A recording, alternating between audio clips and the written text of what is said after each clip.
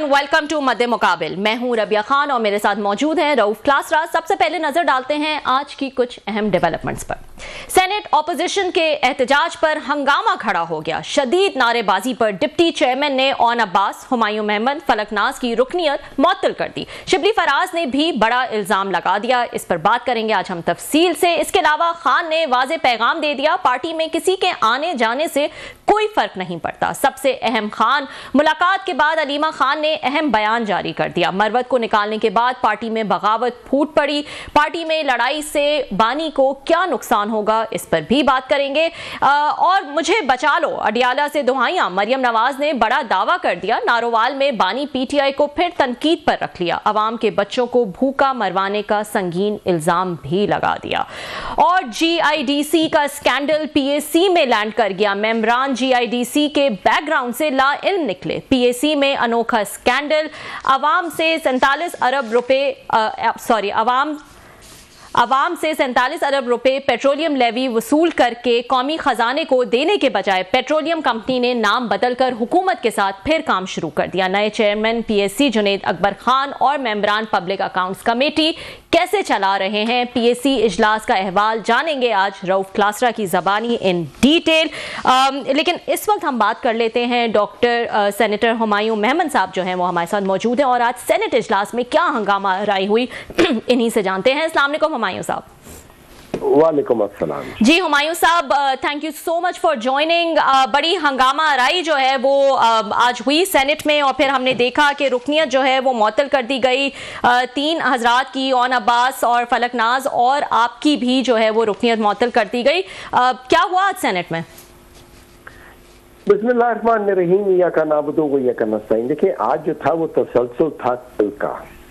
कल ये हुआ था कि कल एक बिल जो कि प्राइवेट मेंबर बिल है जो कि मोहसिन अजीज साहब ने पेश किया था जी। उस बिल में बेसिक मकसद ये था, जो खैबर पख्तूनख्वा और बलोचिस्तान है इन दोनों में जो प्राइवेट बैंक्स हैं, प्राइवेट बैंक का मतलब ये है कि उनका ताल्लुक गवर्नमेंट के किसी या पब्लिक मनी से कुछ नहीं होता। वो आपको और मेरा पैसा हम जो बैंक में रखते हैं उससे होता है। अच्छा, बैंकों के लिए ये जरूरी होता है मोस्ट प्रॉब्ली कि ये एक सर्टेन पोर्शन ऑफ उनका जो डिपॉजिट होता है उसको ये उस इलाके में अगर कोई लोन लेता है तो उनको एक सर्टेन पोर्शन लोन देते होते हैं। ठीक है, लेट्स से वो कहते 1% था कि जो लोन का वो केपी में 11% था। आज वो श्रिंक होके 0.98% पे आ गया, लेस देन 1% है। इसी तरह बलूचिस्तान का 5 या 5.5% था, वो श्रिंक होके 0.35 हो गया। तो बिटवीन द टू प्रोविंसेस ये 1.5 से भी कम है। और इनका हिस्सा करते वो क्या थे कि जब आप जाए केपी में या बलूचिस्तान में और कहते थे कि मुझे जो मीडियम साइज जो स्मॉल बिजनेस होते कि वो कहते थे हमें लोन दे, तो वो कहते थे ठीक है आप केपी से बाहर निकल के अटक में कर लें या बलूचिस्तान से निकल के सिंध में या पंजाब में किसी जगह करीब करीब कर लें, हम आपको लोन दे देंगे वहां नहीं। तो इस चीज को कि मार्जिनलाइज्ड, ऑलरेडी मार्जिनलाइज्ड दोनों सूबे हैं, उसके ऊपर ये दहशतगर्दी की वजह से भी पीछे जा रहे हैं, तो इनको जरा फैसिलिटेट करने के लिए किया था। इसका अगर हुकूमत के अंदर अकल होती, अगर हुकूमत के अंदर शऊर होता और ये कुछ जरा अपना दिमाग इस्तेमाल करते, ये शिबली फराज को, उसको मोहसिन अजीज को कहते हैं आप बिल्कुल सही कह रहे हैं, हम आपके साथ हैं, हम ऐसा करते, इसको एक दिन के लिए पार्क कर लो, हम आपको दोबारा कल परसों फ्राइडे को आ रहे हैं, हम फ्राइडे को करके कैबिनेट से डिसीजन ले लेते हैं और आपको फैसिलिटेट कर देते हैं। क्योंकि इसका ताल्लुक पीटीआई से नहीं था, इसका ताल्लुक किसी और नहीं था। इवन हमारे जो अपोजिशन वाले थे वो भी हमारे साथ खड़े हुए। अच्छा, जब हमने कहा कि नहीं, इसका ये 2 दफा तो कमेटी से होकर आ चुके हैं, एक दफा 2022 अक्टूबर नवंबर में, एक दफा अभी 2024 में, तो आप इसको और कितनी दफा करेंगे? आप हाउस का सेंस ले लें। जब हाउस का सेंस लिया तो टू देयर अमेज या शॉक कि हमारी ऑपोजिशन के नंबर ज्यादा थे। तो अब जो डिप्टी चेयरमैन साहब है जो ऊपर बैठे हुए थे, उन्होंने रिजल्ट देने से इनकार कर दिया। उन्होंने कहा मैं दोबारा वो गिनती करता हूँ। और मजे की बात ये है, जो लोग खड़े हुए थे उसमें से 4-5 ट्रेजरी बेंचेस से भी खड़े हुए थे, तो वहां से एक्टिव हो गई हमारी शेरी रहमान साहिबा। अच्छा। पीछे आई, उनके पास आई और उनको डांट के कहा कि बैठ जाओ। अच्छा, लिटरली डांट के कहा कि बैठ जाओ। और उनके डेस्क तक गई और क्या कुछ पता नहीं उनको कुछ सुनाई भी होगी शायद, वो लोग बेचारे बिल्कुल चुरुल करके बैठ गए अपनी जगह पे। उनका वो जो जमीर था वो तो बिल्कुल ही मेरे ख्याल में झाड़ से भी ज्यादा जल्दी बैठ गया। खैर एनीवे, उसके बाद क्या हुआ, जब इन्होंने रिजल्ट अनाउंस नहीं किया, हमने कहा ये आप कर नहीं सकते, जब आपने हाउस का सेंस ले लिया है तो आपने जो मर्जी हो आपने इसका रिजल्ट अनाउंस करना है। आप नहीं करना चाहते, आप इसको नेशनल असेंबली में हरा देना था कुछ, लेकिन रिजल्ट अनाउंस करे। तो उन्होंने अच्छा, इस दौरान में जब हम शोर मचा रहे थे, जब हम एहतजाज कर रहे थे कि वो करो, तो डिप्टी चेयरमैन साहब अपनी सीट पर, दैट मीन्स सेनेट के चेयरमैन की सीट पर बैठ के हम ऑपोजिशन वालों की तरफ इशारा करके कहते हैं आप लोग बग बग करते रहो। अच्छा, imagine a chairman senate is saying that thing to the opposition benches. Can you? ये इन लोगों का एक कैलिबर हो गया है। अब उस चीज पे मैं और अब्बास और हम 3-4 हम चले गए। हमने कहा सर आपने ये बग बग कहा क्यों है, मतलब how can you even say that thing. हम इस पे इज्तिहाद करते रहे, तो उसने वहां क्या कहा, मैं आप लोगों की रुकनियत वो कर दूंगा, कैंसिल कर दूंगा। मैंने उधर ही कहा कि सर जी जो करना है कर लो, इस बेगैरती से बेहतर है कि हम लोग इस तरह की जगह पे ही ना हो। जी, अब तो खैर इस जगह पे जी, वेरी अनफॉर्चुनेट कि इस किस्म की लैंग्वेज जो है वो सेनेट में इस्तेमाल की गई। ऑपोजिशन ने ये भी प्रोटेस्ट किया कि डिप्टी चेयरमैन जो हैं उनको इस्तीफा दे देना चाहिए और गिलानी साहब को, चेयरमैन सेनेट को जो है वापस करो। कहाँ हैं गिलानी साहब, चेयरमैन सेनेट क्यों नहीं नजर आ रहे?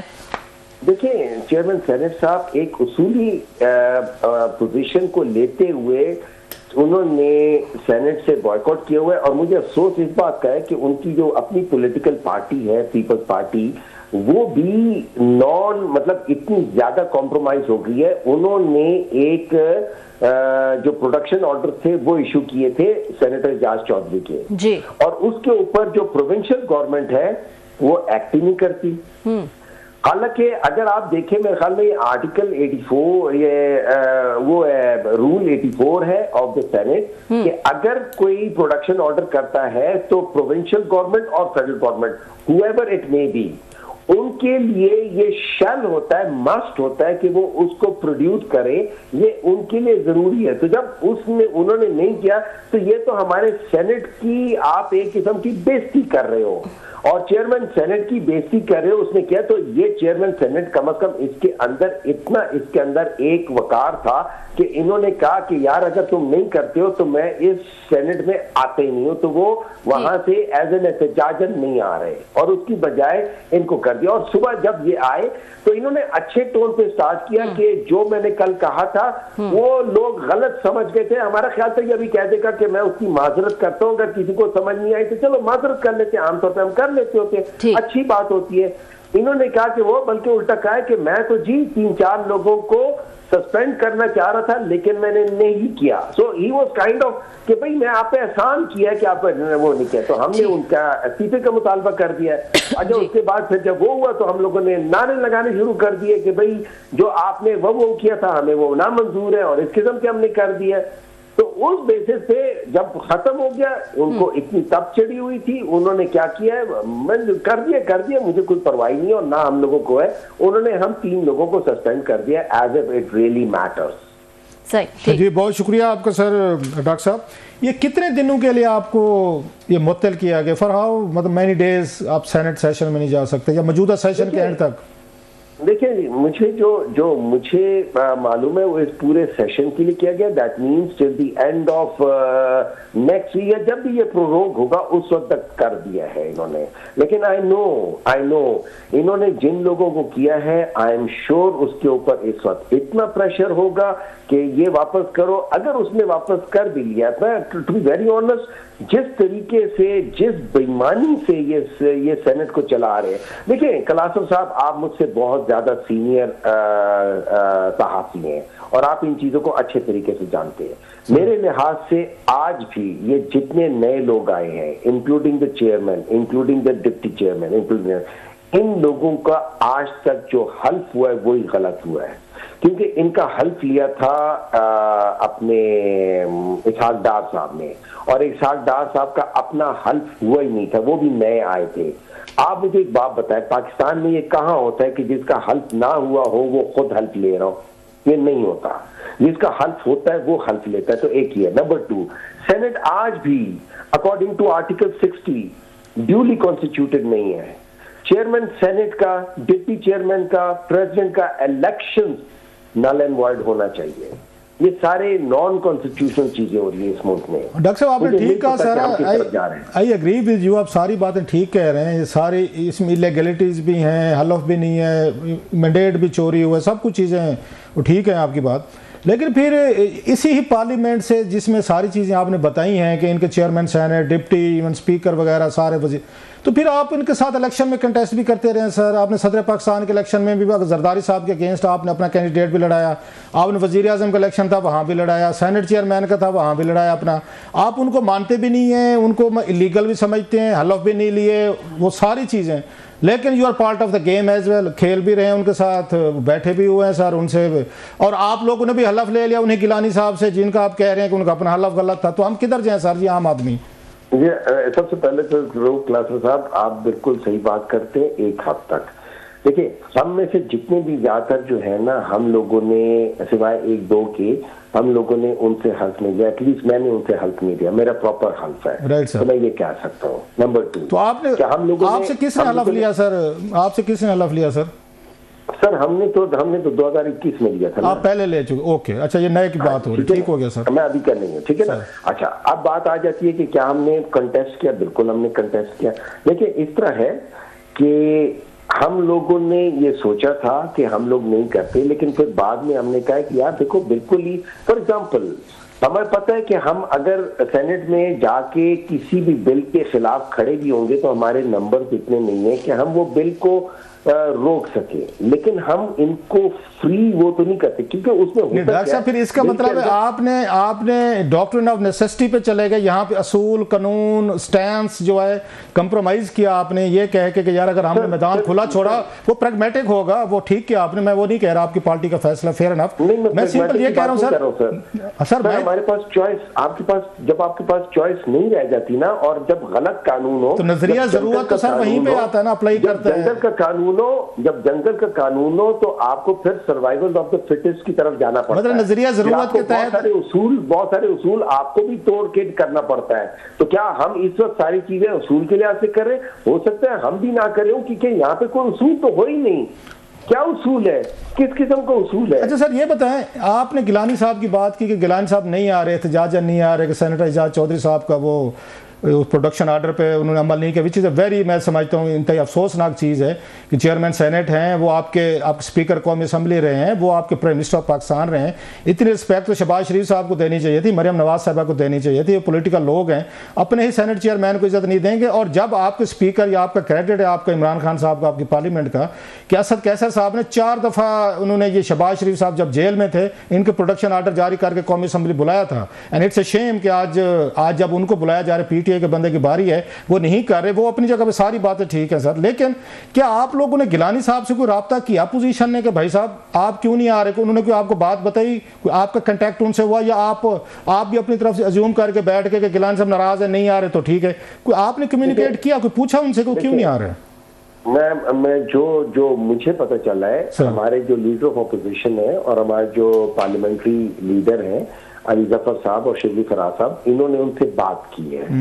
इन्होंने उनसे बात की थी, उन्होंने कहा था कि मैं इस वजह से नहीं आ रहा। बताया उन्होंने, कंफर्म किया? That is to the best of my knowledge, मेरे सामने ये बात हुई है कि उन्होंने ये कहा है। दैट इज वाई हम लोग इन प्रिंसिपल, हालांकि वो हमारी पार्टी से नहीं है, लेकिन हमने उनको सराहा है। हमने उनको इस बात पे हमने कहा है कि एटलीस्ट मतलब चाहे अगर दिल ना भी चाह रहा हो या कुछ कर भी रहा हो, जो भी हो, लेकिन उसूल तो वो कम से कम उसूल की पाबंदी कर रहे हैं, जो उनकी रिस्पॉन्सिबिलिटी है। देखिए, जब आप चेयरमैन सेनेट बन जाते हैं या डिप्टी चेयरमैन बन जाते हैं तो आप पार्टी से बालातर हो जाते हैं। फिर आपने सबको लेकर चलाना होता है। अगर इसी तरीके से करना है और आपने खुद पार्टी बन जानी है और आपने उस सीट पर बैठ के ऑपोजिशन को कहना है कि तुम बहु बहु करते रहो, बेसिकली आप कहते हो कि आप कुत्तों की तरह भोगते रहो, तो सर जी इस तरीके से ये मुल्क नहीं चलता। ठीक, अच्छा सर, एक और चीज़ हम देख रहे हैं आप लोगों का, जब यहाँ पे हुकूमत के साथ एक झगड़ा parliament which is very natural, कोई स्कूल तो नहीं है, कोई गैरीजन की क्लास तो नहीं है कि साहब ने चुप करके बैठ रहे हैं, डिसिप्लिन के साथ बैठे, इसलिए पार्लियामेंट होते, दुनिया भर के पार्लियामेंट में हंगामे फटे शटे होते रहते हैं। लेकिन एक चीज़ हमने देखी है कि बाकी चीज़ों में फटे तो होते हैं, जो अभी भी आज भी हुआ है जिस पर अनफॉर्चुनेटली आप लोग सस्पेंड हो गए, लेकिन जब तनख्वाहें बढ़ाने का बिल आ जाए सर, वो तो सारे इकट्ठे हो जाते हैं, वहाँ पर ना वॉकआउट होते हैं, ना फड्डे होते हैं, ना कापियाँ फाड़ी जाती हैं बिल की, ना हंगामा होता है, ना कोई और कोई होती। वहाँ तो मतलब है वो कहते हैं एक ही साफ में खड़े हो गए महमूद आजाद, ना बंदा रहा ना कोई बंदा नवाज, मेरा ख्याल अगर मैंने शेर सही पढ़ा है तो सर जी वहाँ पे तो इकट्ठे हैं सारे आप लोग, वहाँ तो कोई प्रॉब्लम नहीं आपको, अब सबको। मैं आपसे बिल्कुल इत्तेफाक करता हूँ, कि वहाँ पे सारे के सारे इसी तरह मिल जाते हैं। लेकिन बात ये होती है कि इट्स वेरी अनफॉर्चुनेट। अब जिस जगह पे देखें, मैं सच बात बता रहा हूँ, मैं जो चीज सोच कर मैं पार्लियामेंट में आया था, मैंने वो नहीं देखा पार्लियामेंट में। अच्छा। मैंने पार्लियामेंट में अपने लोगों को यूनिवर्सिटीज के पीछे भागते देखा है कि इस यूनिवर्सिटी को आप अप्रूव कर दो। क्यों? वो यूनिवर्सिटी ये नहीं है कि उसकी वजह से कोई पढ़ाई बढ़ जाएगी, वो यूनिवर्सिटी को कॉन्फर करते हैं ताकि वो डिग्रियां दे सके और उससे ये लोग पैसे फिर बनाते हैं। अच्छा। और इन लोगों के अपनी अपनी होती है या इनका अपना उसमें कोई ना कोई इंटरेस्ट होता है या कोई टेकबैक्स होती है। हमने एक दिन में 126 यूनिवर्सिटी को पास होते देखा है। 126 वन डे अप्रूव की गई हैं।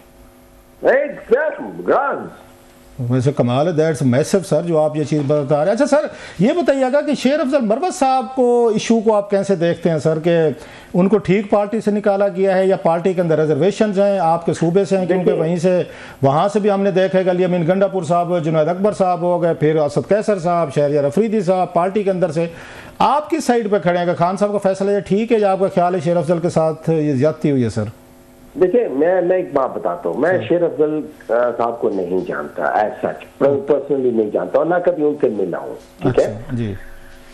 उन्होंने जो पाकिस्तान तहरीक इंसाफ के लिए जो प्री इलेक्शन जो टाइम था, जो कि बड़ा मुश्किल टाइम था, उन्होंने उसके लिए पाकिस्तान तहरीक इंसाफ के लिए बहुत बड़ा काम किया और मैं उसको भूल नहीं सकता, तो मैं उनकी बड़ी कदर करता हूँ। ये एक चीज होगी।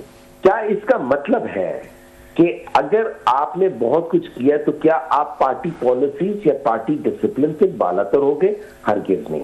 अच्छा, इससे पहले ये पहली बार नहीं है, इससे पहले 3 दफा उनको एक किस्म के ऑलमोस्ट सस्पेंशन के साथ ले जाके छोड़ दिया गया। सो ये 3 खून माफ कर चुके हैं उसको कि भाई आपने 3 गलतियां कर दी। हमने तो 7 सुने थे सर, 7 खून माफ होते हैं, 3 नहीं होते, 7 खून होते हैं। मेरे ख्याल में मुख्तलिफ लोग होते हैं ना, इनके लिए शायद 3 खून काफी होंगे, चौथी नहीं होगा, ठीक है ना। तो जब इन्होंने दोबारा वो किया तो देखिए, मेरा प्रिंसिपल डिसीजन ये होता है, मैं प्रिंसिपल ये करता हूँ कि अगर आप अपने आप को ये समझते कि मैं पार्टी डिसिप्लिन से बालातर हूं, तो फिर मैं ये समझूंगा कि फिर उस शख्स को एक दफा सजा मिलनी चाहिए।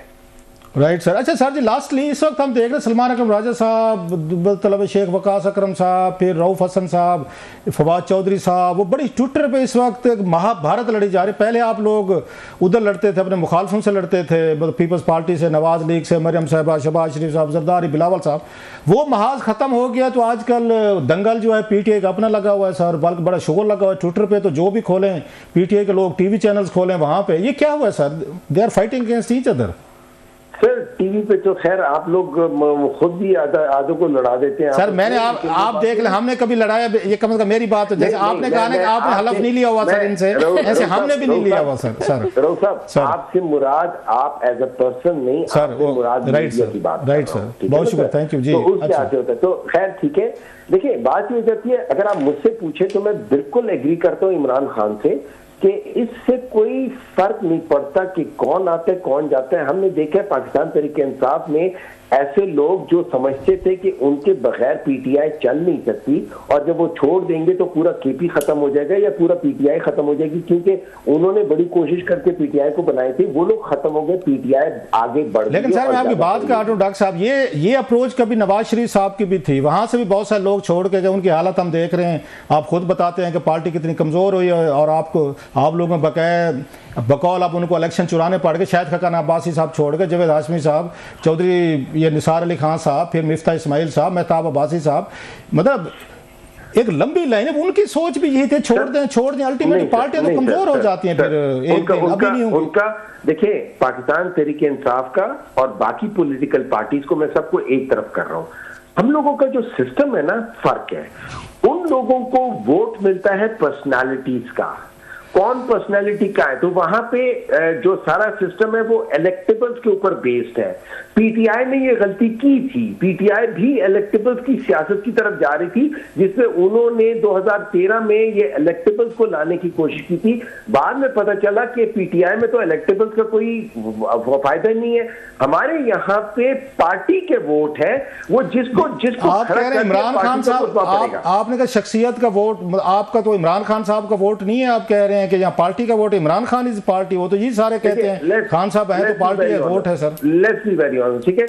अल्लाह ताला इमरान खान को लंबी जिंदगी दे। फिलहाल एज वी स्पीक इस वक्त पाकिस्तान तहरीक इंसाफ और इमरान खान लाजिम मजलूम है, एक ही कॉइन के दो साइड हैं। वैसे मैं लास्ट आपके साथ छोटी सी, सॉरी बात काट रहा हूँ मैं, अपॉलॉजीज। आपने कहा 2013 में इलेक्टेबल थे, सर इलेक्टेबल वो 2018 में ज्यादा लेकर आए हैं, तो उस वक्त तो वो नौजवानों को दी थी। खान साहब ताने मारते थे कि मुझे मरवा दिया साहब ने, नौजवानों को वोट दो, मैंने दी, हम हार गए। फिर तो इलेक्टेबल तो वो 2018 में लेकर आए थे सर। नहीं देखिए, मैं आपको बताता हूँ, 2013 में एक्चुअली 2013 में इलेक्टेबल्स आ गए थे हमारे पास, ठीक है। ये सारे जितने भी ये जहांगीर तरीन वगैरह थे 2011-12 में आ गए थे, 2013 में ये सारे लोग उधर ही थे।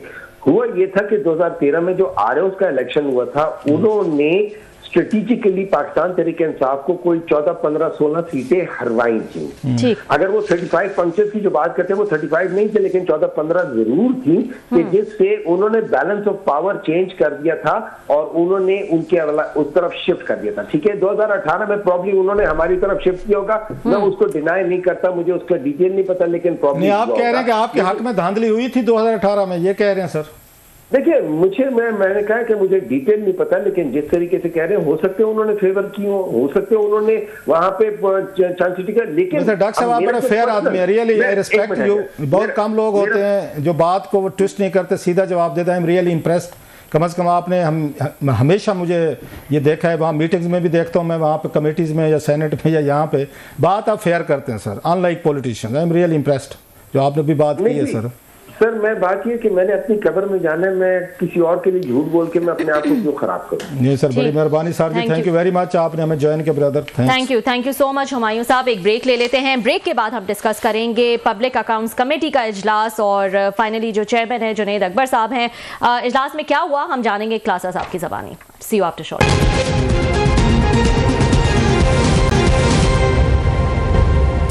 वेलकम बैक नाजरीन। पब्लिक अकाउंट्स कमेटी का जो है वो इजलास हुआ और उसकी तफसीलात जो है वो हम जानेंगे क्लासर साहब से। काफ़ी सारी चीज़ें जो हैं वो उसमें डिस्कस हुई। क्लासर साहब, क्या हुआ आज पब्लिक अकाउंट्स? मैं आज कोई पिछले कब से कर रहा हूँ, मेरा ख्याल है कोई 2000 से ऑनवर्ड में कमेटी कवर कर रहा हूँ, तो 25 साल से पब्लिक अकाउंट्स कमेटी को मैं कवर कर रहा हूँ।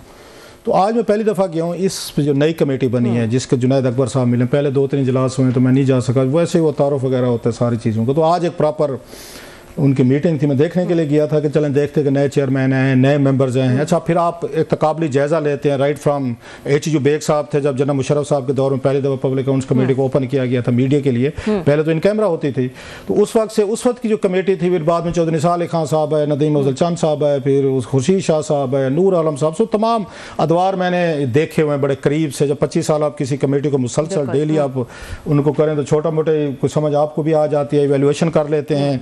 बल्कि मैं तो ये कहता था कि किसी ब्यूरोक्रेट की आपने कंपिटेंसी को, उसकी कंपिटेंसी को, काबिलियत को आपने चेक करना है तो पब्लिक अकाउंट्स कमेटी में करें, वहाँ पे आपके यस बिल्कुल। अगर मैंने किसी को जज करना, जो मैं बार बार उस वक्त भी कहता था, मैं कहता था कि इमरान खान साहब को ये पब्लिक अकाउंट्स कमेटी का मेंबर बनना चाहिए, कुछ और कमेटीज़ का बनना चाहिए। अगर आपने वज़ीर आज़म बनना है तो इस कमेटी में आपको आना चाहिए। एक तो गवर्नेंस सीखते हैं, दूसरा आपको ब्यूरोक्रेट्स का पता चलता है कौन काबिल है, कौन नलायक है, कौन निकम्मा है, किस में कोई इंटेलेक्ट है, किसको गवर्नेंस का आपको खुद बहुत सारा पता चलता है। लेकिन खान साहब और जो नवाज शरीफ साहब जो हैं वो अपने अपने अंदाज में थे। उसका नतीजा हमने देखा कि खान साहब को बिल्कुल कुछ पता नहीं था गवर्नेंस का, नवाज शरीफ साहब को कोई पता नहीं था, इसहाक डार साहब चलाते थे उस वक्त भी, अब भी वही चलाते हैं, क्योंकि उन्होंने कभी कमेटीज में जाके चीज़ें देखी नहीं है, ना पार्लियामेंट में बैठे हैं जो आपको बैठने चाहिए थे। उसका नुकसान खान साहब ने भुगता, नवाज शरीफ साहब ने भी, बाकी ने भी। खैर, no coming to the point, तो 2-4 चीज़ें हैं जो मेरी ऑब्जर्वेशन है। एक तो ये है कि जनाब इस कमेटी में बहुत ज़्यादा मेंबर डाल दिए गए हैं। अच्छा, 20 से ज़्यादा मेंबर्स हैं, तो ये 20 लोग इसको स्क्रूटनी नहीं कर सकते। मेरे ये माजरत के साथ बहुत सारे मेंबर मेरे वो नाराज़ हो जाएंगे। अब मैं गुफ्तगू को ऐसी करने वालों पहले माफ़ी मांग के कहता हूँ, क्योंकि मैंने फिर भी जाना है ये ना मुझे उठा के आने ना, जैसे आज उन्होंने सेनेट में किया 3-4 बैन ही कर दिए, तो हमारी बैन ना लग जाए। और चौधरी निसार अली खान साहब बड़ा मुझसे नाराज़ रहते थे, मुझे याद है। सबसे गुस्सा मुझ पर वही करते थे जब भी मैं स्टोरीज करता था। तो मैं थोड़ी सी ऑब्जर्वेशन देना चाहता हूँ। एक तो ये 20 लोग इतनी बड़ी कमेटी में जब बैठते हैं वो नहीं चल सकते, वो आज हमने देखा है।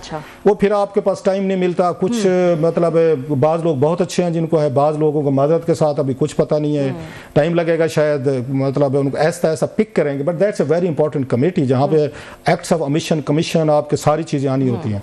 जुनैद अकबर साहब हैं, मैं कंपेरेटिवली मस्ट है कि वो अब he is trying to grab situation को समझने की कोशिश कर रहे हैं। कुछ अच्छे सवालात भी किए उन्होंने, लेकिन अभी वाला वही मसला है कि वो न्यू कमर हैं, नए बंदे हैं, उनको इतना एक्सपीरियंस नहीं है। कमेटी बहुत बड़ी है, फिर जो लोग जो उनके नीचे बैठे हुए हैं वो बड़े हैवी वेट्स हैं। 3-4 तो फेडरल मिनिस्टर हैं, वेरी पावरफुल, जो कुछ माजी के हैं, कुछ अभी के वाले भी उसमें बैठे हुए। तारिक फजल चौधरी साहब बैठे हुए हैं, नवीद कमर साहब बैठे हैं, शाहजिया मरी साहबा बैठी हैं, हिना रबानी खार साहबा बैठी हुई हैं, आमिर डोगर साहब हैं। लंबी एक मतलब आपको लिस्ट है जो वहाँ पर आपको नजर आती है। ख्वाजा शिराज साहब हैं। तो इसमें जो मुझे चीज़ें उसमें नज़र आ रही थी कि अच्छा, फिर उसके डॉक्टर वो हो गए अफानुल्लाह सेनेटर, वो भी हैं। इन्होंने मिक्स कर दिया सेनेट और कौमी असम्बली, दोनों को इन्होंने मिक्स कर दिया, दोनों को ले हैं। ये पहले होता था कौमी असम्बली होती थी, 10-12 मेंबर होते थे, वो बड़े अच्छे तरीके से आते थे तैयारी करके, और मतलब वहाँ पे ऑडिट वाले हैं, फाइनेंस वाले हैं, मिनिस्ट्री ऑफ फाइनेंस, सारे लोग हैं। अब आपने 20 लोग डाल दिए, बैठने की जगह नहीं है आपके पास। फिर वो सारे लोग जब आते हैं तो अपने साथ 2-3 अफसर भी लेकर आते हैं, मतलब पूरा हाल, बहुत बड़ा कमेटी हाल जो है, वो बैठने की जगह नहीं होती वहां पे। तो 20 लोग ज्यादा हैं, हमारी सुननी तो किसी ने नहीं है, इससे स्क्रूटनी है। अच्छा, मोहसिन अजीज साहब मैं भूल गया, वो बड़े अच्छे हैं। जब वो कमेटी बनाते होते हैं, माजी में ये होता था कि आप उनका बैकग्राउंड भी देखते हैं, ठीक है, कि ये पार्टीज डालती होती हैं लोगों को अपनी अपनी मर्जी के, कि किसी का कोई अकाउंट्स में होना चाहिए, किसी का फाइनेंस में तजर्बा होना चाहिए, किसी का कोई आपका ऑडिट में होना चाहिए, कोई बैकग्राउंड, किसी को डिग्रीज तो ऐसी होनी चाहिए ना, जब आप बैठे हों तो आपको पता तो होना कि आपने कैसे बैठ कर स्क्रूटनाइज करना है। अगरचे इसमें एक्सपीरियंस लोग भी हैं, जैसे मैंने कहा वजारतों में रहे हुए, उन्हें उन तमाम चीज़ों का पता है। लेकिन मैंने एक चीज़ नोट किया, ये कमेटी जो है इसको टाइम लगेगा पिक करने में। अच्छा, ये तो चलो कमेटी कि मैं ज़्यादा इन पे नहीं जा रहा, फिर मैं कह रहा हूँ कि मैंने जाना है, मैं बैन नहीं होना चाहता। I can say a lot of things about certain members, लेकिन उसमें उनको तैयारी में टाइम लगेगा, उनको टाइम देते हैं थोड़ा सा। जो मेरे लिए थोड़ी सी हैरानकुन चीज़ थी वो थी auditor general Pakistan. Auditor general Pakistan ऐसे लग रहा था जैसे हम गए, चलो मैं भी अभी कोई काम कर रहा था, पॉइंट्स ले रहा था, ये देखें सारे सफ़े मैंने काले किए, पॉइंट्स लेता रहता हूँ।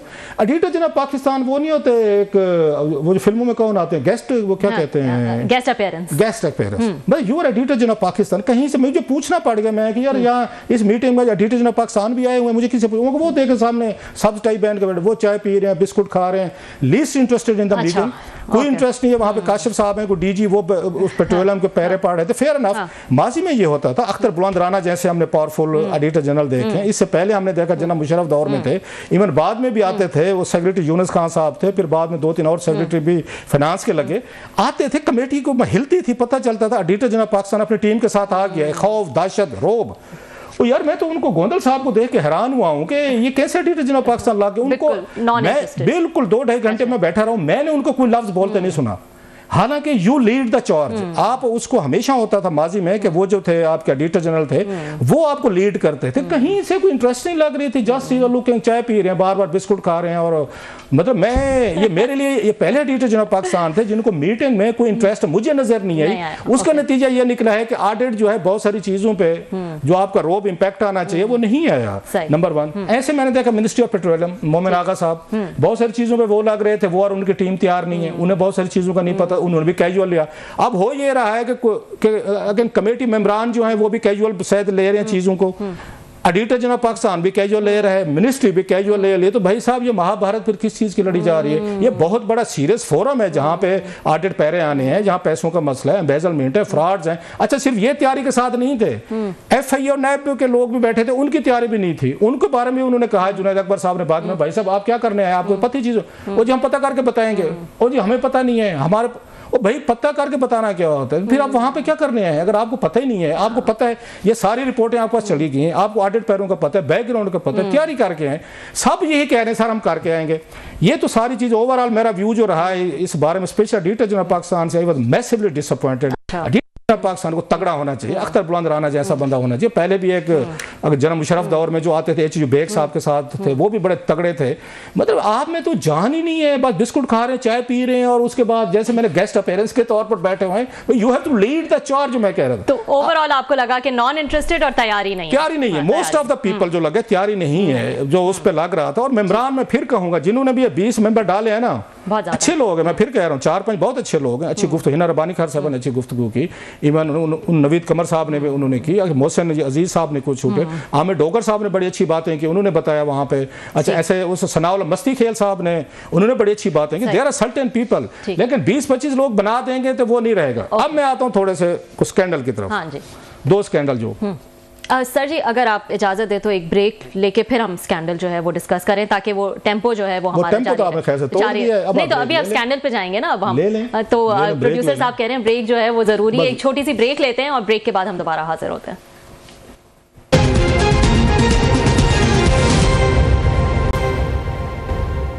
वेलकम बैक नाज़रीन। ब्रेक पे जाने से पहले हम बात कर रहे थे पब्लिक अकाउंट्स कमेटी के हवाले से, और एक ओवरऑल एनालिसिस तो क्लासा साहब ने दिया, लेकिन कुछ स्कैंडल्स वहां पे डिस्कस हुए। क्लासा साहब स्कैंडल रह गए मेरे उसमें ओवरऑल रिव्यू में। हाँ। अभी मुझे इमरान मकराना साहब जो मेरे ये साथ रिपोर्टिंग करते हम इकट्ठे जाते हैं, उन्होंने मुझे करेक्ट किया है। वहाँ के जनाब अली यहाँ 29 मेंबर हैं कमेटी के। अच्छा, खुदा का खौफ करे, 20 नहीं 29 हैं। 29 मैं 20 समझ के अभी मैं नाराज हो रहा था, या मतलब मैं वो कर रहा हूँ। 29 हैं, 6 सेनेटर हैं, 23 कौमी असेंबली के। मुझे बताए 29 लोग कैसे बैठ के वो कर सकते हैं? क्योंकि अगर किसी के पास टाइम होगा बात करने का, कोई वहाँ क्वेश्चन करे, चीज़ है, खुद फॉर गॉड से इस कमेटी को तबाह ना करें। 10-12 लोग काफ़ी होते हैं। खैर वो तो बाद में बात करते हैं ना। ये कमिंग टू द पॉइंट, जो मजे की चीज़ आज हुई, अब देखें इस मुल्क में क्या क्या छक्के चौके हो रहे हैं। आज पहले दिन गए, पहले दिन बहुत बड़ी स्टोरी मिली है।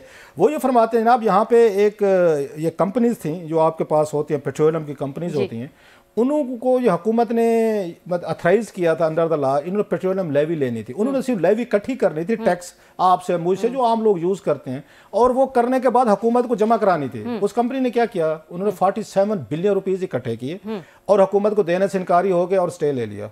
अच्छा, और फिर जब हुकूमत की तरफ से दबाव बढ़ा, उन्होंने जाके उस कंपनी को खत्म करके, जिसने 47 अरब देने थे, उन्होंने नई कंपनी रजिस्टर करा के फिर वही उन्होंने कलेक्शन शुरू कर दी।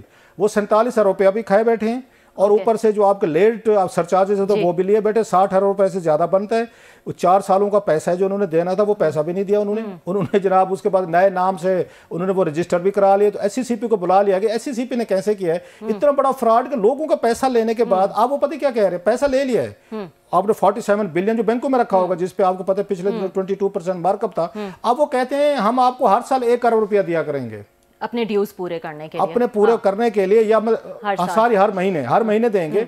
सो आपको 4 सालों में देंगे। पैसा हुकूमत का है, लोगों का है, वो टैक्स का जो हमने दिया हुआ है, वो जनाब आज ये इंकशाफ हुआ है। उन्होंने नई कंपनी बना के उसके जरिए टैक्स कलेक्शन शुरू कर दिया। वो 47 बिलियन रुपीज वो कहते हैं हमसे लेने हैं, तो हम महीने का 1 बिलियन रुपीज देंगे। यार ये काम कभी मुल्क में हो सकता है? GADC रह गया है जी, बिल्कुल, वो कल के लिए रखें। वो इससे बड़ी जी बड़ा इंपॉर्टेंट है gas infrastructure development. Let me say that हमारे मेंबरान वो इस पे तैयार नहीं थे GADC पे, बिल्कुल। किसी को मादरत के साथ, मैं कल इस पे तफसील से बात करूंगा, उनको ना इनके बैकग्राउंड को पता था ना, जो दरमियान में फ्रॉड हुए हैं, जो स्कैंडल्स हुए हैं, कैसे हुआ, किस तरह हुआ, ईरान पाकिस्तान के दरमियान क्या मुआहदे हुए, गलत हुए, सही हुए। अब आपको 18 बिलियन डॉलर की आपको पेनल्टी पड़ने वाली है। पेरिस में आपकी आर्बिट्रेशन हो रही है। कोई तैयारी हमारे मेंबरान नहीं करके जाते। मादरत के साथ मैंने कल फिर जाना है। डिटेल में हम जो है वो GIDC के हवाले से भी कल बात करेंगे क्लासर साहब से। आज के लिए नाज़रीन इतना ही, कल आपसे फिर मुलाकात होगी।